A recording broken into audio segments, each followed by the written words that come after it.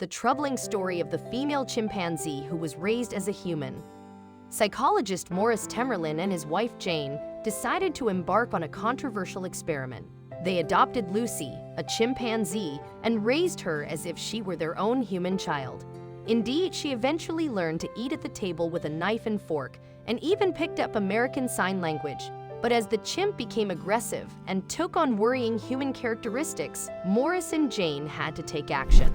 Morris was born in January 1924 and raised in Ardmore, Oklahoma. He later studied at the University of Oklahoma, earning a bachelor's degree and doctorate in clinical psychology.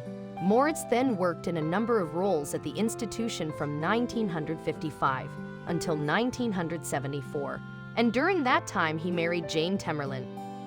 Morris went on to become a successful author in the field. Later in his career, with the help of wife Jane, he published a well-received paper on the cults of psychotherapy. He also worked for the American Board of Professional Psychology and was a member of the American and Oregon Psychology Association. But it was a little girl that Morris and Jane decided to adopt that would make him famous. That's because she also happened to be a chimpanzee. But why would a seemingly normal couple raise a chimp as their daughter? The answer, they said, was research. Lucy began life in a colony of carnival chimps in Florida. She was then given to Oklahoma's Institute of Primate Studies for research. Is it here where she met Jane and Morris? Morris and Jane then adopted Lucy and took her home. Right off the bat, they treated the infant primate as if she were a human baby. She wore diapers, drank from a bottle, and got warm cuddles from her parents. As Lucy got older, she learned to do lots of things that little girls do. She could get dressed, make tea, and sat at the table to eat. She even learned over 100 American Sign Language words. The primate was able to use the language to describe certain feelings, such as sadness when her mom left the house or when she was dirty. However, Lucy's behavior began to change drastically as she developed. Primatologist Jane Goodall witnessed this bad behavior for herself during a visit. She wrote that she watched the young chimp make herself a gin and tonic and then sit and drink it while watching television. Lucy's bad behavior didn't end there, though. From violent outbursts to masturbation, the chimp became too much for Morris and Jane to handle. As she had reached sexual maturity, her parents thought that meeting a male chimp might help. Lucy, however, didn't agree. By all measurable counts, she believed she was human, The Atlantic wrote in a report about the primate. From that point of view, the experiment to see how human a chimpanzee could become had been a complete success. Lucy's refusal of the male chimp signified just how dramatic the change had been. For all intents and purposes, Morris and Jane had turned her into one of us.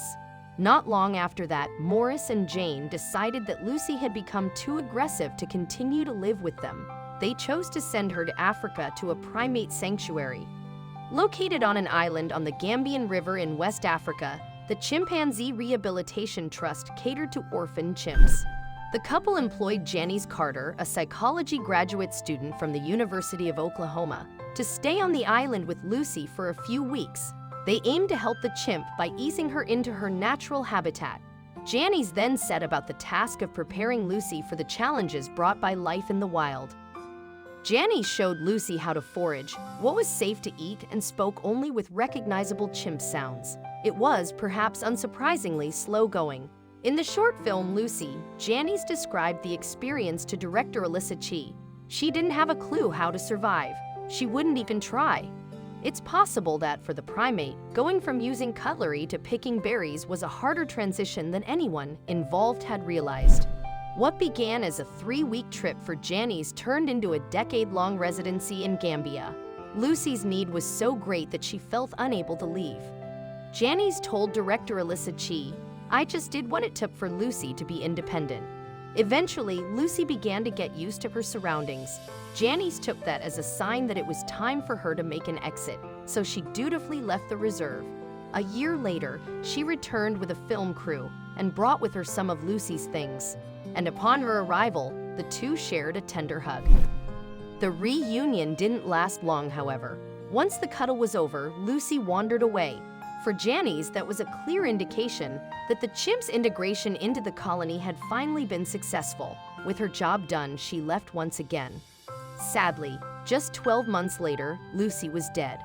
Her bones were discovered in the Camp Janice once called home.